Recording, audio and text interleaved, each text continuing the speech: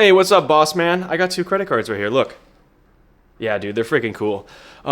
Let's talk about each one. I'll give you guys a little bit about how I feel about these cards. I think that could be valuable to you. So let's go ahead and discuss the Sapphire Reserve. I think that's a very luxurious blue credit card that we're going to discuss today. It's great. Okay, Sapphire Reserve. Pretty sick card. It's Chase's flagship credit card. Pretty cool, huh? $550 annual fee, 60,000 Ultimate Rewards point sign-up bonus that you're probably not going to get because you probably just product changed from CSP.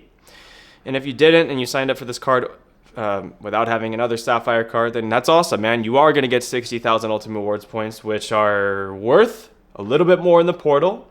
And there's no shame against the portal. You guys know about portals. I think... So here's the deal. Here's the deal with the Sapphire Preferred or Sapphire Reserve. So I know there's a lot of portal slander out there, and a lot of people are, saying, hey, I don't really want to use the portal, or I'd rather just transfer my points over to Hyatt.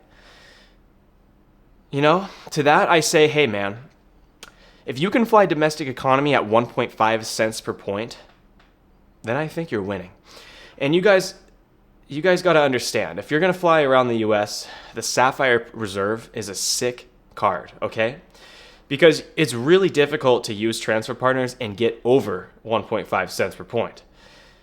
And if you really don't want to spend a lot of money on anything, right? You don't want to spend money on any travel. I'm talking whether it be domestic flights or long haul, business class flights. Then I think the Sapphire Reserve is really, really worth it. And if you compare it to the Platinum card, yes, you're not going to get 1.5 cents per point in the portal. And I would say that this card is actually not very strong for domestic economy. And I think you can use other transfer partner, alliances out there. Like you can use British Airways Avios to book American Airlines flights. And I think there's some other things out there like Air Canada, but it's tough to get over 1.5 cents per point. And that's the argument here. I would highly suggest using this card right here for long haul business class only. That's where you're really going to be getting the value. And so I understand that this card does get 150,000 membership awards points after spending $8,000 in 6 months for that elevated sign-up bonus offer. But you have to realize, with Amex membership awards points, you're going to blow through them way faster than Ultimate Awards points. Way faster, dude. Way faster. And you might think like, well, no, man, I'm not gonna blow through them that fast. You're probably just a big spender or something, or you like business class.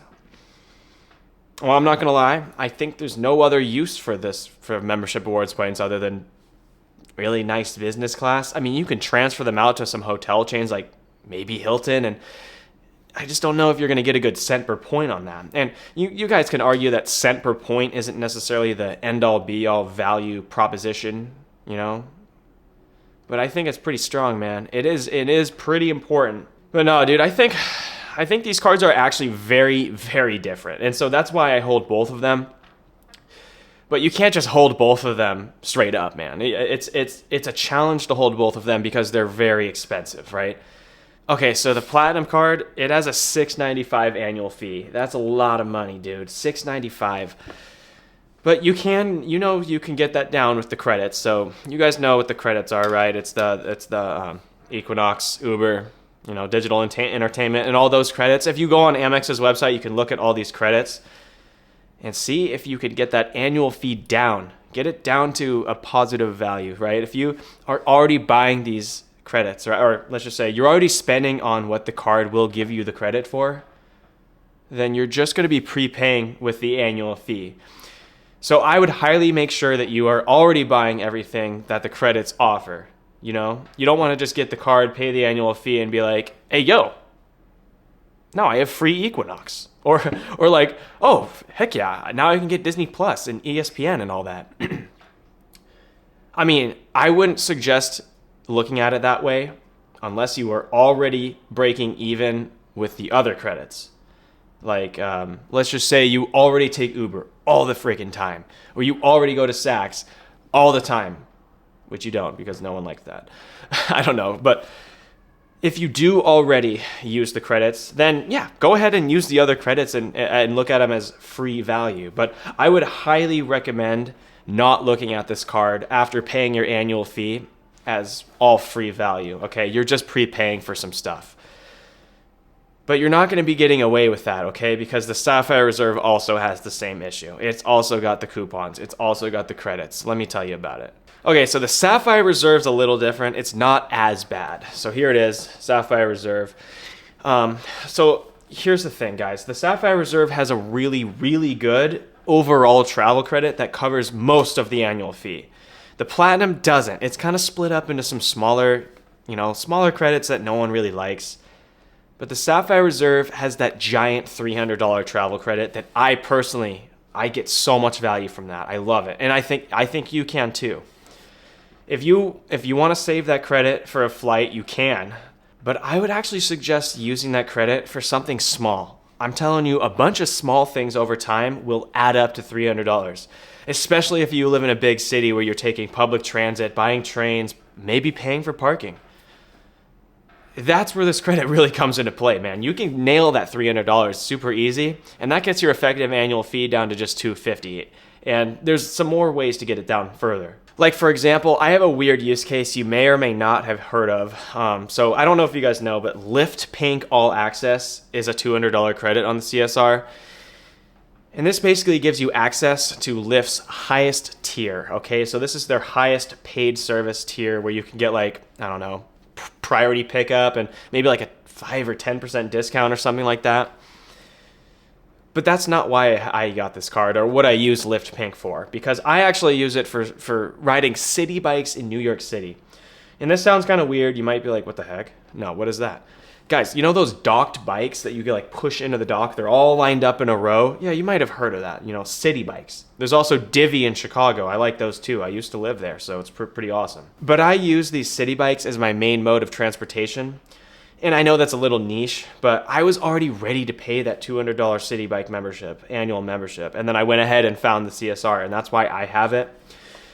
But I think you could also get value if you like to bike around, or maybe you're in the US and you want to visit cities like New York or Chicago, and you want to just have free access to bikes when you're on your trip. That could be value there too, man. It's just a little bit of value. It's not too much, but I just wanted to mention that. There's also Instacart and I think DoorDash and some other smaller benefits. I personally use the Instacart. I started using it after I already realized I had that credit. I kind of didn't even know or care because I was so fixated on the Lyft membership. But I went ahead and figured out a good use case for that Instacart credit. And it's kind of funny because I was just, browsing Instacart thinking, how am I going to use this credit? It's probably not that good. And then I was like, you know what? I just moved in this new apartment and I need some glasses. And not this kind, but this kind. I know it says a little dirty. But no, I got these for free pretty much. Well, let me get there. $4 because the credit paid for $15 a month of the Target delivery on these glasses, which were $13.99. And then there's some fees and stuff that got the total up to $19 plus the tip. So it was $19. And you're going to get a $15 per month credit. So I went ahead and ordered those glasses, just one item directly from Instacart, and I paid $19 and they gave me $15 back. So I paid $4 for a set of six glasses that would have cost $14. So I think that's a win. Dude, here's the thing, guys. No one really wants to finagle all these credits all the time, and it's going to be a tough game if you don't really want to do that. I'm just sorry to say, but there's no other card that I've found out there that doesn't have these annoying credits for the value that you can get off these cards.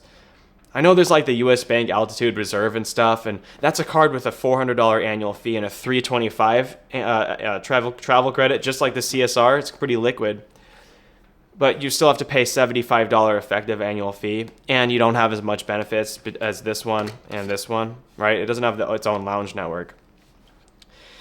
And I would, here, if I'm going to throw in the Venture X a little bit into this conversation, I would highly suggest getting one of these two cards because of its lounge network. If you're in the United States and you want to have lounges and you want to reliably have lounges, or you maybe live in the Chicagoland area because there's no good Priority Pass lounges, then I would highly suggest one of these two cards because you do get that insanely good lounge network. And the Sapphire lounge network is pretty sick. It's not as good as the Centurion lounges, but Sapphire and Chase are rolling these lounges out faster than the Venture X, which I think that's pretty cool. So I guess the ultimate final verdict here between these two cards, they're very different from each other. I know they seem kind of similar, but these points and the whole ecosystems backing them have different use cases, okay? So the Sapphire Reserve is a domestic travel card. You can use it for Hyatt too. I like Hyatt and I like domestic travel. And you can also transfer them out to somewhere, like you can transfer them to Aeroplan and book lay flat business class stuff and you can do all that. They share a lot of the same transfer partners. But you're going to be earning a lot slower on this card because of these weaker sign-up bonuses. And unless you spend a ton of money, you're not going to get a lot off these multipliers, The sign-up bonuses are really the game.